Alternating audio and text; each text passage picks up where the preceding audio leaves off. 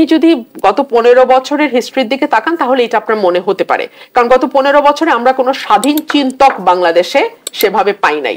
সকলেই আওয়ামী চিন্তক। যারা আওয়ামী চিন্তক ছিল তারা বলতো আমরা মুক্তিযুদ্ধের পক্ষের চিন্তক, আমরা স্বাধীনতার পক্ষের চিন্তক, আমরা মুক্তিযুদ্ধের চেতনা লালন করি, এই চিন্তক, কিন্তু আদতে তারা আওয়ামী লীগেরই পারপাস সার্ভ করতো। এখন আমরা যদি ব্যাক অফ আওয়ার মাইন্ড ওই চিন্তা রেখে উচ্চকক্ষ চিন্তা করি তাহলে আপনার কাছে রেপ্লিকাই মনে হতে পারে, কিন্তু আমার কাছে মনে হয়, আমি বিশ্বাস করি নতুন যে রাজনীতির কথা এখন মাঠে আসছে, নতুন যে বন্দোবস্তের কথা মানুষ ভাবছে, পলিটিক্যাল পার্টিগুলো ভাবছে, সেই অ্যাঙ্গেল থেকে আপনি দেখলে আপনি কিন্তু ওই ধরনের দলীয় এক্সটেনশন আপনি পাবেন বলে আমি মনে করি না।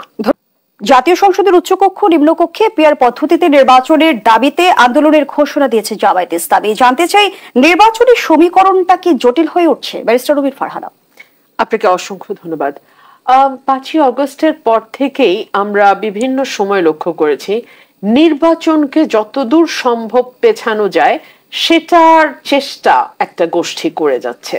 সুতরাং কখনো তারা বলছে এই সরকারই নির্বাচিত, সুতরাং এই সরকার থাকুক 5 বছর, কখনো তারা বলছে যতক্ষণ পর্যন্ত সমস্ত সংস্কার কমপ্লিট না হবে ততক্ষণ পর্যন্ত এই সরকার থাকবে, তাতে যত সময় লাগে লাগুক, কখনো তারা বলছে দৃশ্যমান বিচার কাজ শেষ না হওয়া পর্যন্ত এই সরকার থাকবে, ইত্যাদি ইত্যাদি ইত্যাদি। এবং সর্বশেষ আমরা যে আর্গুমেন্টটা তাদের কাছ থেকে পেলাম সেটা হচ্ছে উচ্চ এবং নিম্ন দুই কক্ষেই পিআর পদ্ধতি। দেখুন, এটা নিয়ে দীর্ঘ আলোচনা হতে পারে, বা পৃথিবীর 170টা দেশের মধ্যে কয়টা দেশে পিআর পদ্ধতি আছে, কটা দেশে সেটা ফেল করেছে, ইতালিতে 50 বছরের মধ্যে কতবার সরকার পরিবর্তন হয়েছে পিআর পদ্ধতির কারণে, এছাড়াও অন্যান্য দেশেও পিআর পদ্ধতি কেন আংশিক ব্যবহার করা হচ্ছে, কেন বাকিগুলোতে ফার্স্ট পাস দ্য পোস্টে যাওয়া হচ্ছে, দীর্ঘ আলোচনা হতে পারে। কিন্তু এই সকল আলোচনা আপনি একপাশে সরিয়ে রেখে আপনি যদি দেখেন জামাত এই কথাটি কখন বলছে, যখন প্রধান উপদেষ্টা স্পেসিফিক্যালি ঘোষণা করছেন যে আগামী রমজানের আগেই আমরা নির্বাচন করতে যাচ্ছি। এই যে রমজানের আগে, এই কথাটি কিন্তু প্রথম আমরা জামাতের নায়েবে আমিরের কাছ থেকে শুনেছি। নির্বাচনের সময় নিয়ে কোনো আপত্তি জানাচ্ছে না জামায়াত? এইটা তো পরোক্ষভাবে পেছনের দরজা দিয়ে ঘুরে নির্বাচনটাকে পেছানোর। এখন ধরুন, পিআর পদ্ধতিতে কখনোই বিএনপি সহ যারা সমমনা দল আছে তারা কেউ রাজি হবে না। রাজি হবে না তার অনেকগুলো কারণ আছে। আমি আপনাকে দলের দৃষ্টিকোণ থেকে যদি সরে গিয়ে একজন নাগরিক হিসেবে আমি তাকাই, আমি কেন পিআর পদ্ধতি পছন্দ করছি না এ কারণেই যে, ফর এক্সাম্পল, আমি কাজ করছি ব্রাহ্মণবাড়িয়া 2 আসনে এবং আজকে থেকে কাজ করছি না, বিগত 8-10 বছর ধরে আমি সেখানে কাজ করছি। আমি যখন সংরক্ষিত মহিলা আসনের সংসদ সদস্য নির্বাচিত হয়েছিলাম, আমার দল আমাকে সংসদে পাঠিয়েছিল, আমার সমস্ত বরাদ্দ আমি ব্রাহ্মণবাড়িয়া 2 আসনে দিয়েছি। এখন পিআর পদ্ধতি হলে দলগুলো আগেই তাদের ক্যান্ডিডেটদের নাম ঘোষণা করে দেবে, কিন্তু কারো কোনো কনস্টিটুয়েন্সি থাকবে না। স্যার যে কনস্টিটুয়েন্সিতে কাজ করছেন সেখানে আমি হঠাৎ করে গিয়ে আমি কি করব? আমার কনস্টিটুয়েন্সিতে আমি জানি কি কি সমস্যা, আমার কনস্টিটুয়েন্সিতে আমি জানি কোন কোন জায়গায় কি কি কাজ করতে হবে, স্যার তো সেটা জানেন না। স্যার যদি চলে আসেন আমার কনস্টিটুয়েন্সিতে, স্যার হঠাৎ করে কি কাজ করবেন? এবং আমার এলাকার লোকজনের সঙ্গে, যেটা আমার জন্মস্থান, আমার বাবার জন্মস্থান, আমার দাদার জন্মস্থান, সেটার সঙ্গে আমার যে নারীর টান থাকবে সেটা তো আরেকজন ব্যক্তির থাকবে না। 1, 2 হচ্ছে এই যে আপনি দলগুলো নাকি মনোনয়ন বাণিজ্য কমবে, দলগুলো নাকি ভালো ক্যান্ডিডেট দিতে বাধ্য হবে পিআর পদ্ধতিতে। আমি যদি উল্টো কথা বলি, আমি যদি বলি এখানে তো ব্যক্তির জনপ্রিয়তা ম্যাটার করে, ওই কনস্টিটিউয়েন্সিতে যদি আমার জনপ্রিয়তা না থাকে আমাকে দল মনোনয়ন দেবে না, ওই কনস্টিটিউয়েন্সিতে যদি আমার জনপ্রিয়তা না থাকে মানুষ আমাকে ভোট দেবে না, দল যতই মনোনয়ন দেখ মানুষ আমাকে বেছে নেবে না, তাই না? কিন্তু পিআর পদ্ধতিতে তো আপনি মানুষের সেই বেছে নেওয়ার ক্ষমতাটাকেই আপনি রুদ্ধ করে দিচ্ছেন, মানুষ আর তার পছন্দের প্রতিনিধি নির্বাচন করতে পারছে না। সো পিআর পদ্ধতি আপনি এই মুহূর্তে এসে কেন চাইছেন, এই প্রশ্নটা কি আসবে না? কমিশনকে মতামত দিতে দেখেছে যে উচ্চকক্ষে পিআর পদ্ধতিতে নির্বাচনের মতামত দিয়েছে তারা। উচ্চকক্ষে পিআর পদ্ধতির মতামত দিয়েছে, বিএনপি কিন্তু সেখানে তাদের নোট অফ ডিসেন্ট জানিয়ে এসেছে, বিএনপি কিন্তু সেখানে একমত হয়নি। সেটা কেন হয়নি সেই আলোচনা যদি করতে চান আমি করব, কিন্তু আগে আমি নিম্নকক্ষের আলোচনাটা আমি শেষ করি। আমি যে কারণগুলো দেখালাম এই কারণগুলো কি জামাত জানে না? জানে, কিন্তু ওরা এমন একটা সময় এসে এই আলাপটি তুলছে যখন তারা দেখতে পাচ্ছে যতটা জনপ্রিয়তার ধোঁয়া তারা তুলেছিল গত 1 বছরে, যে একটা সৎ প্রার্থী, অমুক প্রার্থী তমুক প্রার্থী, বিএনপিকে মেলাইন করা, বিএনপির ব্যাপারে বট আইডি দিয়ে ইচ্ছা মতো প্রোপাগান্ডা চালানো, বিএনপি যদি 5টা ভুল করে সেটাকে 5000 ভুল দেখিয়ে সামনে নিয়ে আসা, এগুলো তো আমরা দেখেছি।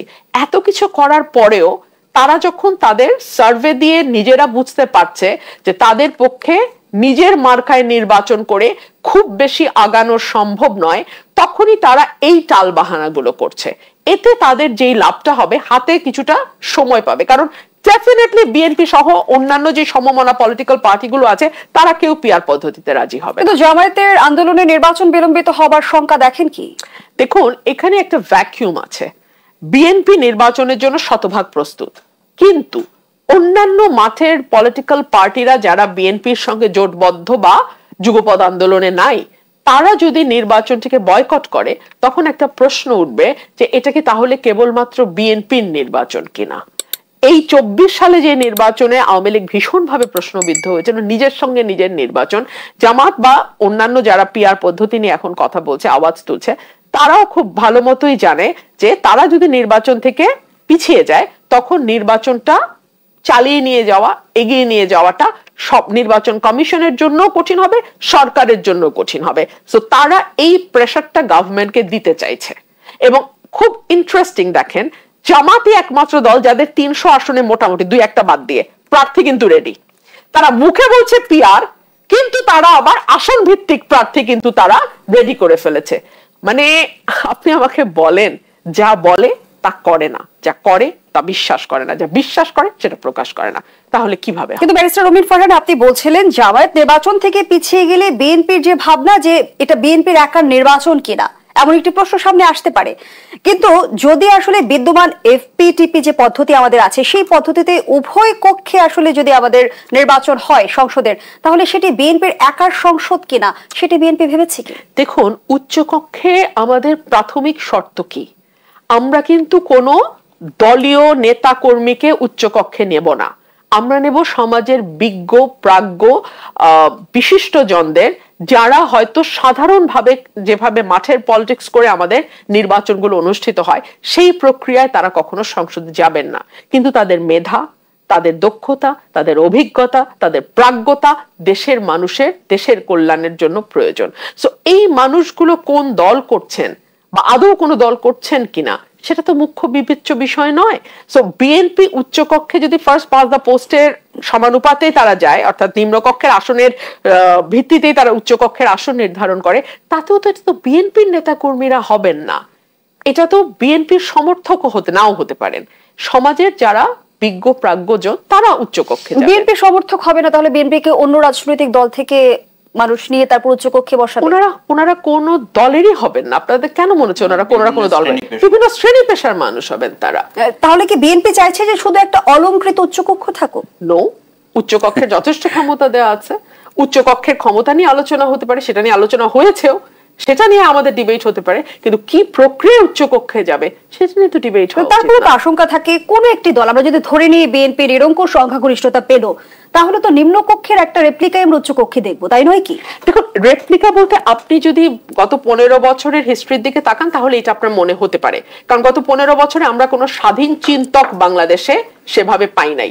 সকলেই আওয়ামী চিন্তক, যারা আওয়ামী চিন্তক ছিল তারা বলতো আমরা মুক্তিযুদ্ধের পক্ষের চিন্তক, আমরা স্বাধীনতার পক্ষের চিন্তক, আমরা মুক্তিযুদ্ধের চেতনা লালন করি, এই চিন্তক, কিন্তু আদতে তারা আওয়ামী লীগেরই পারপাস সার্ভ করতো। এখন আমরা যদি ব্যাক অফ আওয়ার মাইন্ড ওই চিন্তা রেখে উচ্চকক্ষ চিন্তা করি তাহলে আপনার কাছে রেপ্লিকাই মনে হতে পারে, কিন্তু আমার কাছে মনে হয়, আমি বিশ্বাস করি নতুন যে রাজনীতির কথা এখন মাঠে আসছে, নতুন যে বন্দোবস্তের কথা মানুষ ভাবছে, পলিটিক্যাল পার্টিগুলো ভাবছে, সেই অ্যাঙ্গেল থেকে আপনি দেখলে আপনি কিন্তু ওই ধরনের দলীয় এক্সটেনশন আপনি পাবেন বলে আমি মনে করি না।